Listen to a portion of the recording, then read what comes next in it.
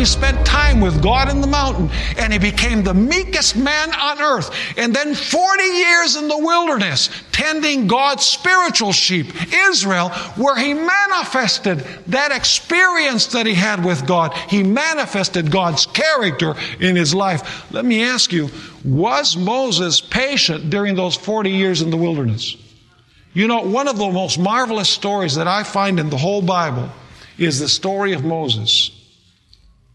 As he led the children of Israel through the desert to the promised land.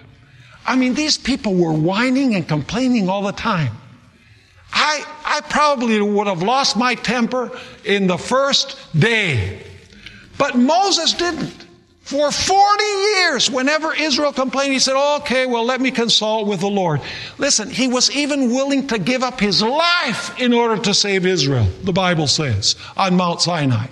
So Moses had had a transformation in his life. It's because he had spent time with God those 40 years on Mount Horeb, because he had assimilated the character of God. In other words, the character of God had rubbed off on Moses, if you please.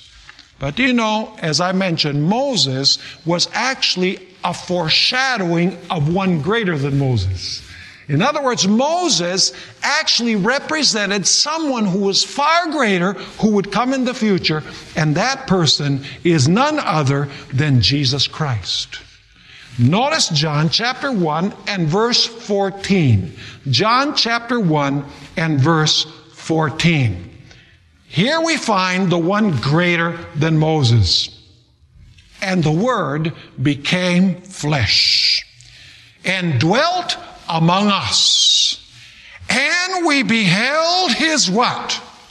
We beheld His glory.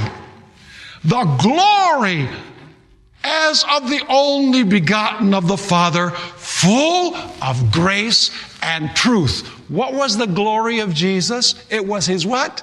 His grace and His truth. Are those character traits of God? They most certainly are. So what did Jesus come to reflect to the world? Jesus came to reflect to the world His what? His glory, which is His grace and His truth. You know what's interesting is that Jesus did not reflect to the world His own glory.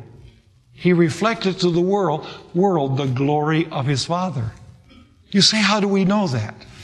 Go with me to John chapter 1 and verse 18. John chapter 1 and verse 18. No one has seen God at any time. The only begotten Son, who is in the bosom of the Father, that's an expression that means extreme closeness. You know, you draw a baby close to your bosom. And so it says, the only begotten Son who is in the bosom of the Father, He has what?